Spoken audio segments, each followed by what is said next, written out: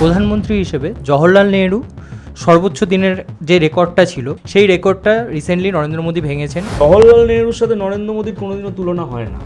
জওহরলাল নেহরু দেশকে স্বাধীন করার জন্য 12 বছরের বেশি জেল খাটেন ইংরেজদের বিরুদ্ধে। আমরা বলতে পারি যে সব থেকে বড় হকার নরেন্দ্র মোদী, কেননা ওনার তো চায়ের দোকান ছিল। চায়ের দোকানটা কোথায় ছিল? স্টেশনে। প্রেস মিডিয়াতে একটা ইন্টারভিউ দেয়নি, একটা প্রেস কনফারেন্স করেনি।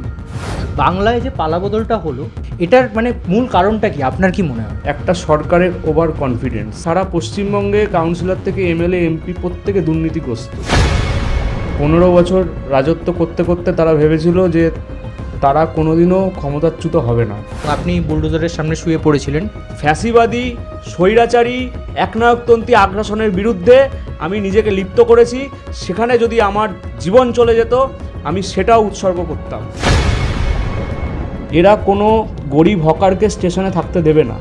তাহলে এদের পুনর্বাসনের ব্যবস্থা করুক আগে। এতে তো আরও বেকার বাড়বে। ককরোচ জনতা পার্টির যে মুভমেন্ট, সেটি একটি ক্ষোভ। এভাবে আমরা দেখতে পাচ্ছি সিবিএসসি দুর্নীতি, নিট পরীক্ষার দুর্নীতি। এরপরেও আমরা কিছুদিন আগে দেখতে পেলাম তৈলবাহী জাহাজে 3 জন মারা গেলেন এই আমেরিকার সেনাদের আক্রমণে। সেখানেও নরেন্দ্র মোদী চুপ।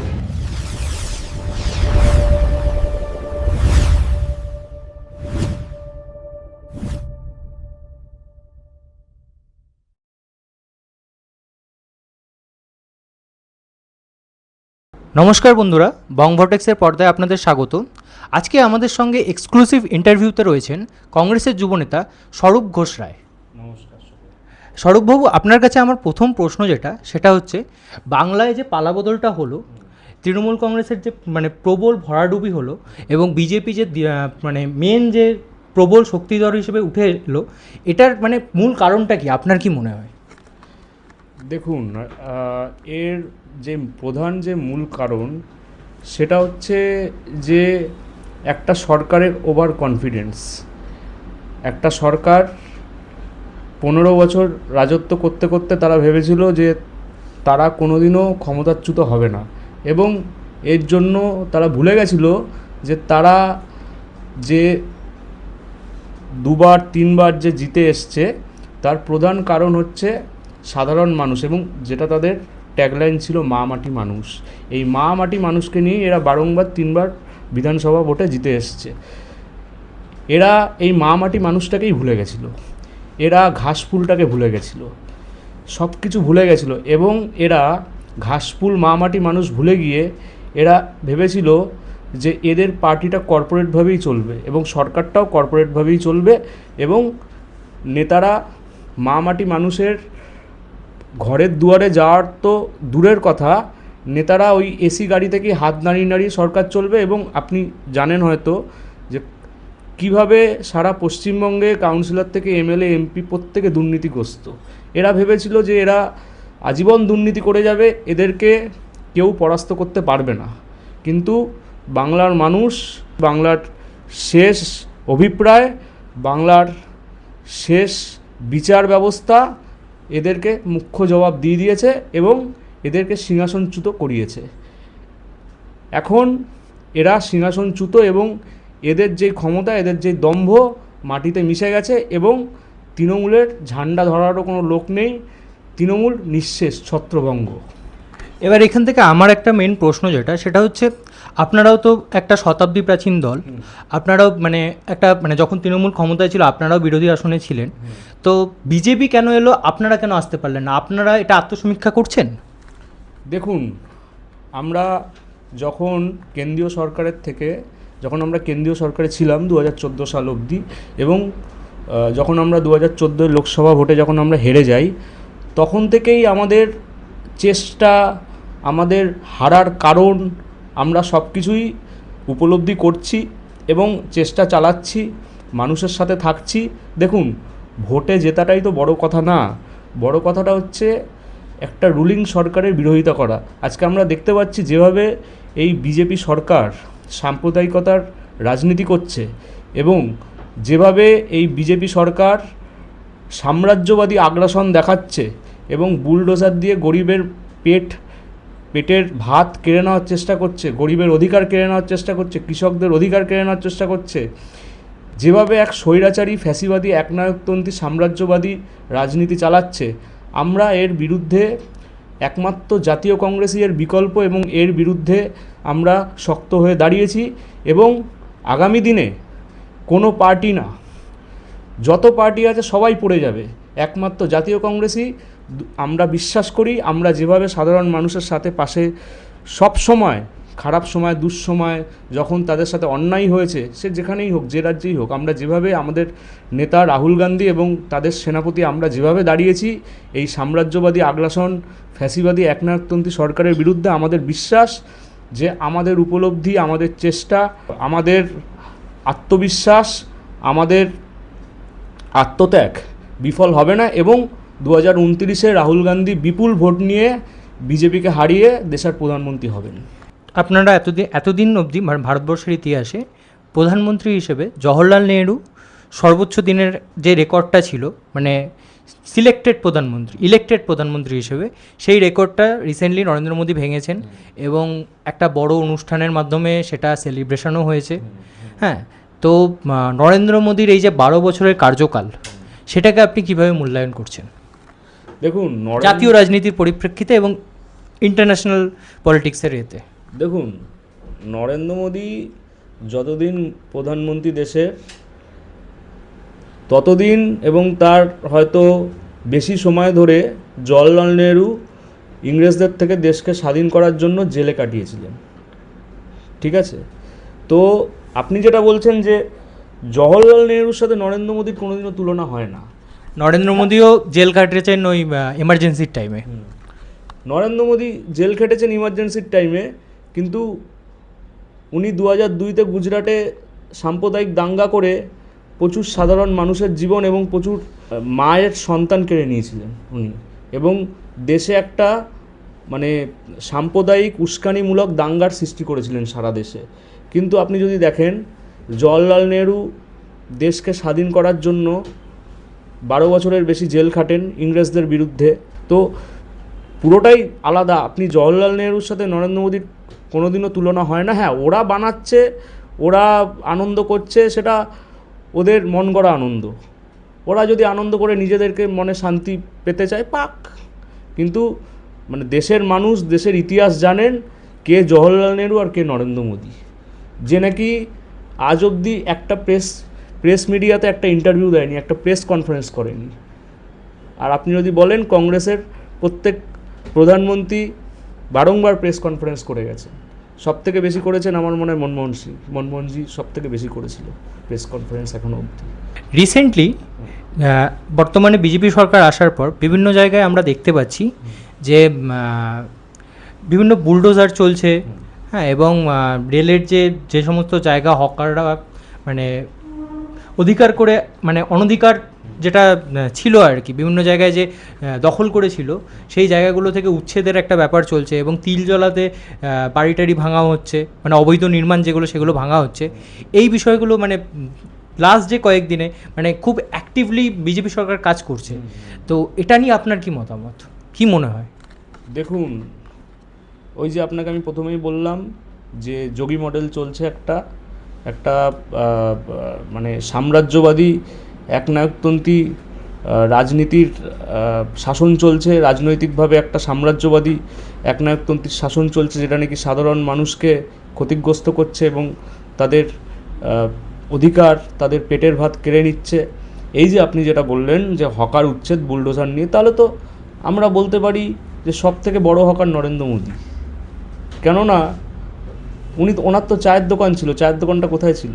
স্টেশনে। সব থেকে বড় হকার নরেন্দ্র মোদী। এবং এখন যদি আপনি দেশের সব থেকে বড় হকার দেখেন, দুজন, একটা হচ্ছে আদানি আর আম্বানি। সব থেকে বড় হকার, যারা নাকি কেন্দ্রীয় সরকারের লাইসেন্স নিয়ে হকারি করে।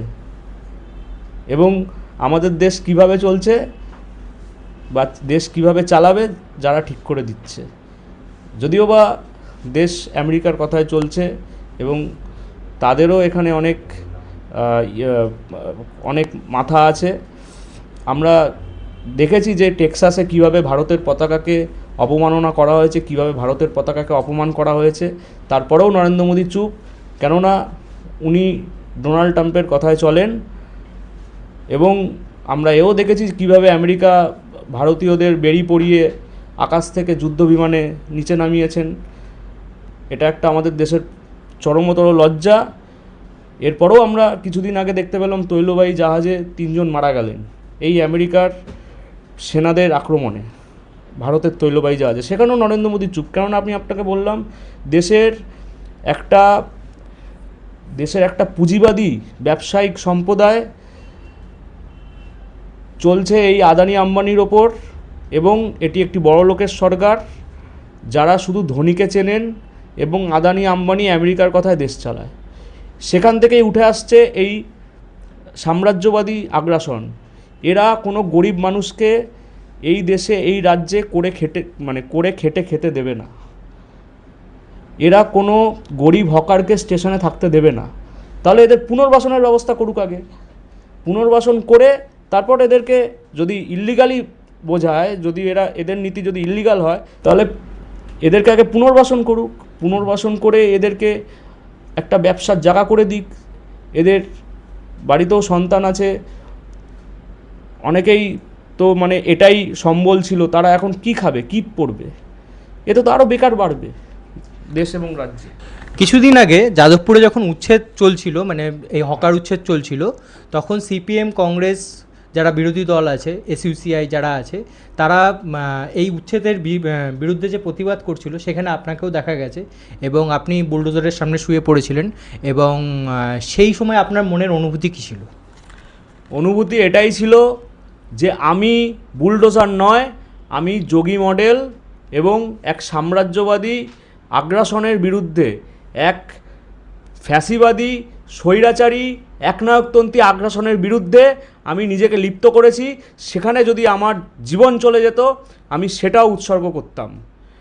কারণ আপনি জানেন যাদবপুরে যে হকার ছিল তাদের সম্বল ছিল একমাত্র ওইখানে ছোট ব্যবসা করে খাওয়া। যেভাবে এই সাধারণ গরিব মানুষগুলোকে ব্যবসাচ্যুত করা হলো কোনো পুনর্বাসনের ব্যবস্থা না করে, এবং যেভাবে এদের পেটের ভাত কেড়ে নেওয়া হলো, এদের অধিকার কেড়ে নেওয়া হলো, এই গরিব মানুষগুলো এখন যাবে কোথায়? এদের সন্তানদের কি হবে? এতে তো আরও বেকার বাড়বে, এতে আরও যুব বেকার বাড়বে, এতে আরও আত্মবলিদান, আরও সুইসাইড বাড়বে। এই চরম দুর্নীতি এবং এই খেটে খাওয়া মানুষের পাশে আমি দাঁড়ানোর জন্য সেখানে যদি আমার জীবন চলে যেত আমি সেটাও মেনে নিতাম। তো আমরা এই ইন্টারভিউয়ের একদম শেষ পর্যায়ে পৌঁছে গেছি। এই বিদায় নেওয়ার আগে আমার স্বরূপবাবুর কাছে লাস্ট প্রশ্ন যেটা থাকবে সেটা হচ্ছে, বর্তমানে আমরা দেখতে পাচ্ছি জেনজি একটা উত্থান হচ্ছে দেশে। ককরোচ জনতা পার্টি নামে একটা নতুন পার্টি ফর্ম হয়েছে এবং তারা অনলাইন মাধ্যম থেকে এসে একটা অফলাইনেও তারা কর্মকাণ্ড করছে। তো এই যে আপনিও তো একজন জেনজি, এবং একজন জেনজি হিসেবে আপনি দেশকে কিভাবে এগিয়ে নিয়ে যেতে চাইছেন?